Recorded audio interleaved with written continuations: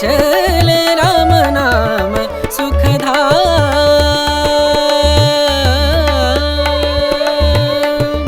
तेरा पूरन हो सब काम, तेरा पूरन हो सब काम।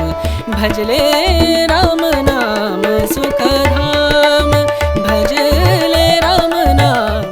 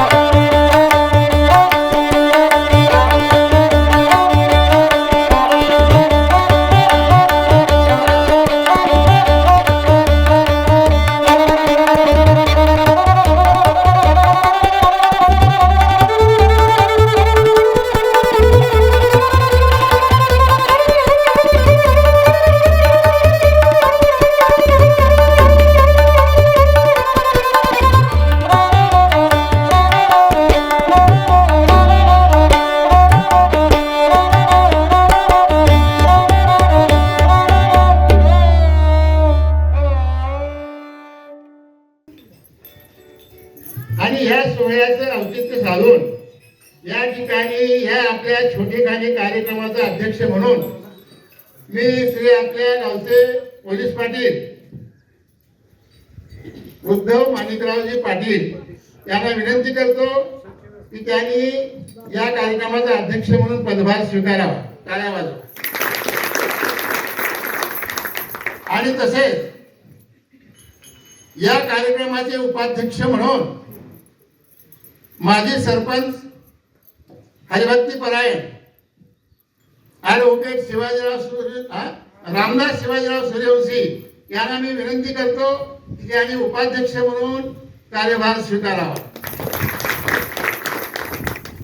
आणि अशा प्रकारे या ठिकाणी दोघांनीही आपला पदभार स्वीकारलेला आहे. आता यानंतर पुढच्या कार्यक्रमाला सुरुवात होणार. वारकरी साहित्य परिषदेचे जिल्हा अध्यक्ष श्रीधरजी धुमाळ, तसेच आमच्या बरोबर आलेले हरिभक्त परायण, त्याकडे जी कला आहे ती कला उत्तेजित करण्यासाठी त्यांच्यातली जी उर्मी आहे, त्यांच्यातले जे जागृत असं मन आहे, ते मन अखंड अविरत तत्पर ठेवण्यासाठी या माणसाचा जर आदर्श घेतलो महाराजांचा, तर खरंच आपल्यातली जी उर्मी आहे ती जागृत होते आणि खरंच कैवल्याचं पुतळ्याचं एक अंश तुमच्या गावामध्ये आहे. म्हणून आपल्याला संघटित व्हायचं, एकत्रित यायचं. बरंच तेवढ्याच वेळानं आपण आपल्या जवळच्या माणसाचं संकट, जवळच्या माणसाचं दुःख कसं सोडवता येईल यासाठी आपल्याला प्रयत्न करायचा आहे. म्हणून संघटित राहायचं आहे. आणि दुसरी एक गोष्ट सांगायचंय, कीर्तन म्हणजे काय, भजन म्हणजे काय धावत आहे. सध्या स्पर्धेचं युग आहे. या स्पर्धेच्या युगामध्ये माणसाला मनाची समाधानी, मनाचं सांत्वन जर करून घ्यायचं असेल तर तुम्हाला कीर्तनात यावं लागणार आहे, भजनात यावं लागणार आहे. आणि आजच्या या पिढीला महाराष्ट्रातच नव्हे तर संबंध देशाला फक्त वारकरी संप्रदाय वर्म नाही, फक्त बोलिली लेकोरे वेडे वाकोडे उत्तरे करा क्षमा अपराध मन है चंगा तो कटोत में गंगा. मन जर निर्मळ असेल तर तुम्हाला गंगेत जायची गरज नाही. तो पण परमात्मा पंढरीचा पांडुरंग तुमच्या जवळ अखंडित अविरत सदा नांदत असतो. याची जाणीव जर, याची अनुभूती जर करून घ्यायचा असेल तर तुम्हाला या भजनामध्ये मनमोकळेपणानं वावरावं लागणार आहे. एवढंच सांगतो. आणि जास्त न बोलता आता आमच्या आदरणीय जिल्हाध्यक्षा चंद्रलेखाताई आले. सगळ्यांचे तुम्ही आम्हाला बोलवलात, आमचा सत्कार केला, एवढा मोठा मान सन्मान दिला, त्याबद्दल तुम्हा सर्वांचे आभार मानून मी माझे 2 शब्द संपवतो. यानंतर लातूर जिल्ह्याचे वारकरी साहेब आपल्यामुळे आलेला आहे. कारण वारकरी संप्रदाय एवढा मोठा आहे की आपल्या मुख्यमंत्री साहेबांना सुद्धा माहिती झालं, वारकरी संप्रदायामुळेच आमचं सरकार आलं. त्यांनी स्वतः बोलून दाखवले. आणखी काय पाहिजे आपल्याला? इतके दिवस वारकऱ्याला कोणीच विचारत नव्हतं. आमच्या काकाजींनी शासन आपल्याला देत आहे. या अगोदर कुणी 10 रुपये तरी दिले का आपल्याला? त्यांनी स्वतःच्या खर्चावर द्या चालू होती. पण शासनदारी आपली नोंद झाली. आज 20 दिले, पुन्हा 50 पण देतीलच ना. ते एकदा चालू तर व्हायला पाहिजे. आणि आमच्या काकाजींनी एवढं मोठं काम केलेलं आहे तर आपण त्यांच्या पाठीमागे राहून संप्रदाय प्रत्येक गावामध्ये, प्रत्येक खेड्यामध्ये, प्रत्येक तालुक्यात, जिल्ह्याबाहेर 36 जिल्हे आहेत. प्रत्येक जिल्ह्यात हे काम चालू आहे. प्रत्येक जिल्ह्यांची तसं काही लोकांनी काही गोष्टी करून गेले तर विश्वास कोणी वारकरी संप्रदायावर ठेवत नाही. कारण काही जर चुकीच्या गोष्टी घडल्या तर बरोबर विश्वास दाखवतात. ते बरोबरच आहे. कसं आहे, योग्य गोष्टी जर घडल्या तरच कुणी पण तुम्हाला योग्य म्हणणार नाही. जो सोहळा झाला आपला, इतका सुंदर सोहळा झाला खंडापूरचा, आम्ही सुद्धा त्याच्यामध्ये होतो. मी 5 जण पावती मुखांचे तर आपण असं संप्रदायाला गारबोट लागण्यासारखं काही करायचं नाही. आपल्याला शुद्ध मनाला, शुद्ध अंतःकरणाला आपल्याला देवाची भक्ती करायची आहे. आणि भक्ती केली की शक्ती येत असते. आणि शक्ती आली की कुठलंही काम चांगले होत असतं. सेवा केली मेवा येतच असतो. मी एवढं केलं तर मला काही मिळाले आपण म्हणण्यापेक्षा, कारण आपली वेळ आलेली नसते आणि वेळ आल्यानंतर ते आपोआप होत असतं. तुमच्याच वजनी मंडळाचं तुमची मला ओळख नव्हती. मी एक मंडळ अगोदर स्थापन केलं इथं. देवशलाताईचं एक मंडळ आम्ही अगोदर ओपनिंग केली होती, पण तुमची कोणाची ओळख नव्हती. किती दिवसात झालं पण माहिती होईल. तर प्रत्येकाला आपला संप्रदाय कसा वाढवायचा आहे. आता तुमच्या माहेरी असेल, तुमच्या मामाच्या गावी असेल, तुमच्या बहिणीच्या गावात असेल, संपर्क आहे. तर प्रत्येक जिल्ह्यामध्ये हे काम वाढलं पाहिजे आणि सगळ्यांनी मिळून हे करायचं आहे. जोमानं ही पताका आपल्याला 7 समुद्रा पलीकडे घेऊन जायची आहे. तर हे सगळ्यांनी, सगळ्या माझ्या माता भगिनींनी आपणच करू शकतो. कारण कुठलंही काम पुरुषापेक्षा आणखी काही करू शकतो कसायचं आहे. संप्रदाय आपल्याला कोलमडून पडू द्यायचा नाही. संप्रदायाशिवाय आपल्याला काहीच दुसरं म्हणजे योग्य मार्ग कुठलाच नाही. संप्रदायाच्या वाटेवर चालणाऱ्याचं कधीच कुठं काही वाईट होत नाही, हे लक्षात घ्या. आणि आपण आपल्या लेकरांना सुद्धा हे मार्गदर्शन करायला पाहिजे. बाकी तर महाराजांनी बोलून गेले, एवढंच मी तुम्हाला सांगते. खूप छान नियोजन केलं. एक मंडळ, या मंडळाची तर फक्त एका दिवसात नियोजन केलं त्यांनी. ह्यांच्याकडे 4 दिवस 4-5 दिवस तरी होते. सगळं नियोजन होता. जिथं पांडुरंगांची इच्छा असेल तिथं आपण काहीच मोडू शकत नाही. कार्यक्रमाला जर आला तर कार्यक्रम कुठलाच रुकत नाही. आणि तुमच्या पाठीमागं आपल्या पांडुरंग भगवंताची कृपा आहे. अशी संत इथं आहे, ह्या कीर्तनकार आहेत. तर आपल्याला काहीच कमी नाही. यांना सोबत घेऊन तुम्ही सगळे कार्यक्रम व्यवस्थित